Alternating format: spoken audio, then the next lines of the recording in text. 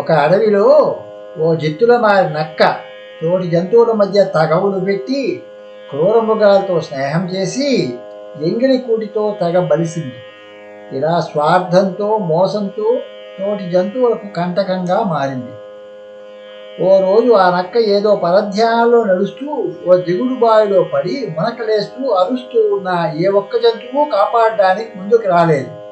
ఆ అడవిలో అటుగా వెళ్తున్న ఒక బాటసారికి నక్క కేకలు విని బావిలోకి తొంగి చూస్తే ఈ ప్రపంచం మునిగిపోతుంది అని అరిచే ఆ నక్కను బయటికి తీసి రక్షించి, నువ్వు మునిగిపోతూ లోకమే మునిగిపోతుందని అరుస్తున్నావెందుకు అని ప్రశ్నిస్తే, నేను మునిగిపోతే నాకు ఈ ప్రపంచం లేనట్లే కదా, నాకు లేని ప్రపంచం మునిగిపోయినట్లే కదా అని అనింది.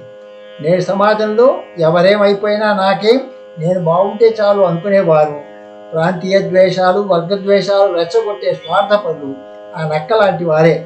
వారంతా ఏదో ఒకరోజు నక్కలాగా మునిగిపోవలసిందే, కానీ వారిని కాపాడేందుకు ఏ బాటసారి ముందుకు రాకపోవచ్చు.